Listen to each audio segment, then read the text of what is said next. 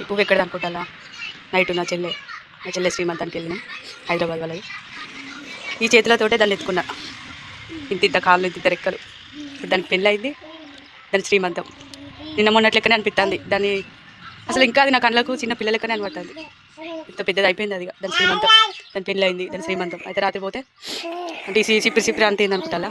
ఇంతకుముందే లేచిన బిర్యానీ తిన్నాను. ఎందుకంటానంటే అయితే మేము పోయే వరకు 7 అయింది, ఫంక్షన్ స్టార్ట్ అయ్యే వరకు 9 అయింది, అయిపోయే వరకు 10 అయింది. ఆకలి 4 గంటల జర్నీ, ఆకలి అవుతుంది అందరికీ. 20-30 మంది దాకా పోయినాం. ఆకలి అవుతుంది. అయితే ఇక కొంతమంది ఉంటారు కదా పెద్దోళ్ళు, అరే అయితే సేపు చేస్తారు ఇంకా అన్నం పెడతలేరేంది అంటారు. అయితే నేనుండి నా చెల్లెని ఎవరని ఏమని అంటారు వాళ్ళు, ఇవ్వలేమనద్దు. ఎట్లా ఇంతసేపు ఒక్క పట్టినాం, ఇంకొక అర్ధగంట ఒక్క పడదామని ఒక్క పట్టినాం. ఇంతలో బిర్యానీ ఆర్డర్ చేసుకునే లోపే వాళ్ళు అన్నం పెట్టి కదా అట్లనే ఉన్నది. ఇంటికి తీసుకొచ్చారు. బావర్చి బిర్యానీ అంటే ఇష్టం నాకు. హైదరాబాద్లో పెట్టుకున్నా. హైదరాబాద్ పోయినాం నిన్న. అప్పుడు జాబ్ చేసినప్పుడు ఎప్పుడన్నా ఫుడ్